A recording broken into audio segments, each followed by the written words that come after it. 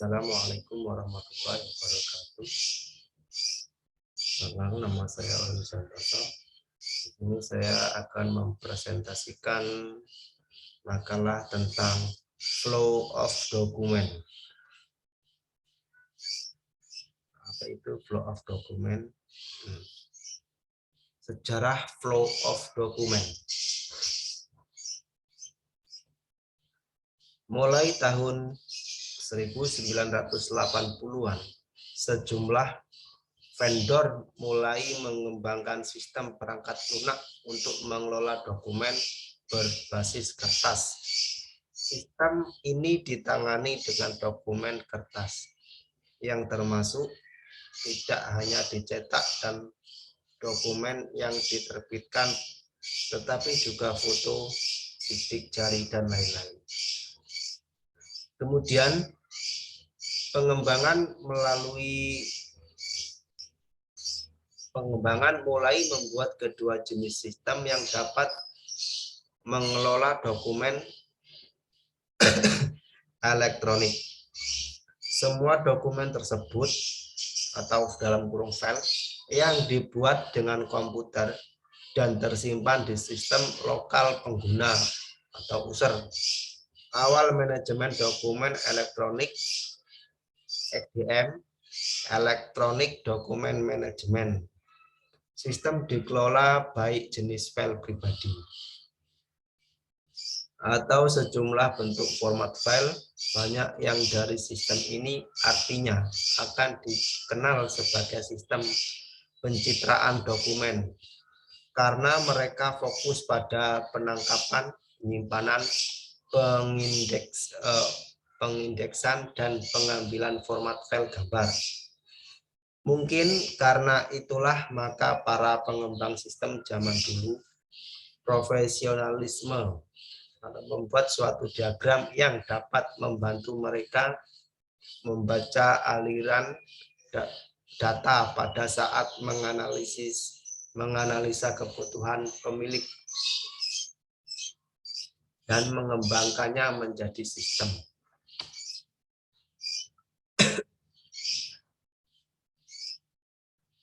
Dasar pengertian FOOD.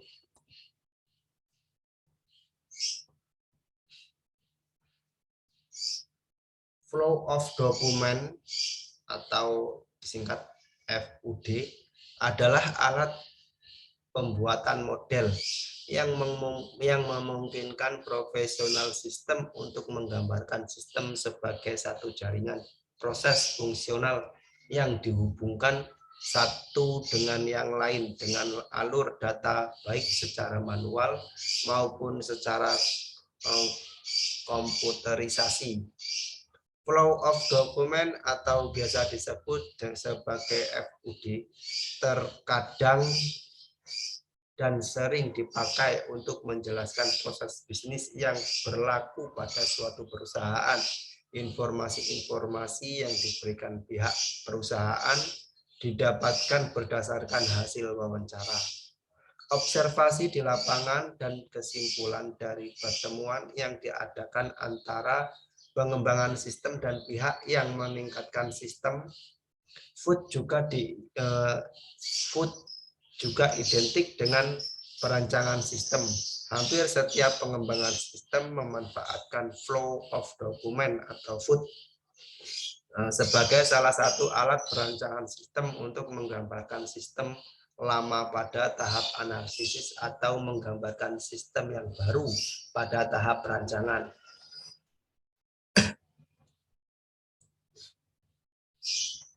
Flow of document diagram atau bahasa Indonesia kan menjadi bagan alir dokumen, dapat mempermudah pengembangan sistem, khususnya membaca hasil rancangan, mengetahui aliran dokumen atau data yang menunjukkan prosedur dari sistem secara logika arus laporannya. Hasil ini berguna bagi manajemen atas, menengah, dan bawah yang terlibat secara langsung dalam pengembangan sistem. Membaca deskripsi tekstual tetapi masih memungkinkan kesalahan interpretasi dari pernyataan yang dibuat. Untuk keperluan tersebut, maka disediakan beberapa diagram yang dapat menggambarkan proses bisnis yang ada di antara lain melalui business process model, workflow atau flow of document, sistem konteks diagram, dan data flow. Simbol flow of document. Syarat pembuatan DFD ini akan menolong profesional sistem untuk menghindari pembentukan DFD yang salah atau DFD yang tidak lengkap atau tidak konsisten secara logika. Beberapa syarat pembuatan DFD dapat memotong profesional sistem, dapat menolong profesional sistem untuk membentuk DFD yang benar, menyenangkan untuk dilihat dan mudah dibaca oleh pemakai. Syarat-syarat pembentukan DFD ini adalah: 1. Pemberian nama untuk tiap komponen DFD seperti yang telah dijelaskan sebelumnya. Komponen terminator mewakili lingkungan luar dari sistem, tetapi mempunyai pengaruh terhadap sistem yang sedang dikembangkan ini. Maka agar pemakai mengetahui dengan lingkungan mana saja sistem mereka berhubungan, komponen terminator ini harus diberi nama sesuai dengan lingkungan luar yang mempengaruhi sistem ini. Biasanya komponen terminator diberi nama dengan kata benda. Selanjutnya adalah komponen proses. Komponen proses ini mewakili fungsi sistem yang akan dilaksanakan atau menunjukkan bagaimana fungsi sistem dilakukan oleh seseorang.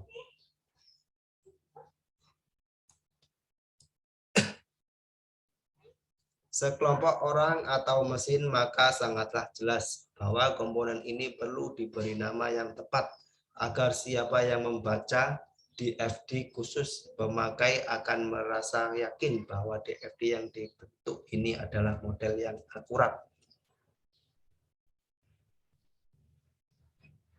Syarat yang kedua, pemberian nomor pada komponen proses. Biasanya profesional sistem memberikan nomor dengan bilangan terurut pada komponen proses sebagai referensi.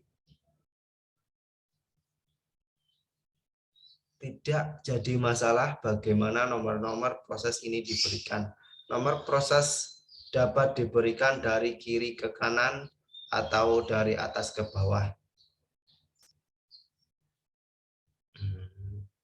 Jadi gimana nih ya? Pemberian nomor proses biasanya sistem akan terurut. Berarti ini pemberian nomornya urut, gitu kira-kira. Dan syarat yang selanjutnya, penggambaran DFD sesering mungkin. Penggambaran DFD dapat dilakukan berkali-kali sampai secara teknik.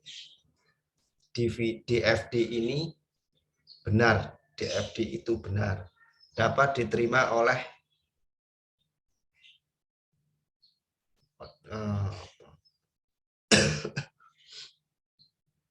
saya ulangi. Penggambaran DFD sesering mungkin. Penggambaran DFD dapat dilakukan berkali-kali sampai secara teknik DFD itu benar, dapat diterima oleh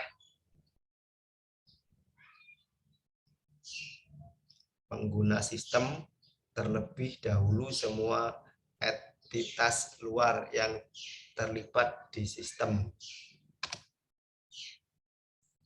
Penggambaran flow of document.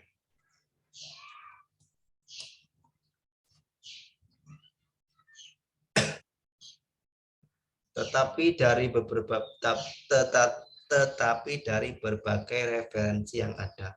Secara garis besar, langkah untuk membuat flow FUD adalah: satu, identifikasi terlebih dahulu semua entitas luar yang terlibat di sistem. Yang kedua, identifikasi semua input dan output yang terlibat dengan entitas luar. Yang ketiga, buat diagram konteks atau diagram konteks. Diagram ini adalah diagram level tinggi dari DFD yang menggambarkan hubungan sistem dengan lingkungan luar. Caranya: A, tentukan nama sistemnya. Yang B, tentukan batas sistemnya. Tentukan terminator apa saja yang ada di sistem.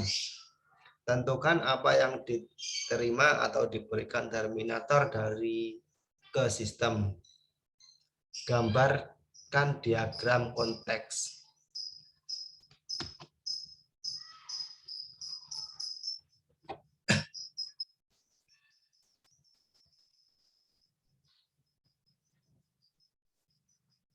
Buat diagram level 0. Diagram ini adalah decomposition diagram konteks. Caranya: tentukan proses utama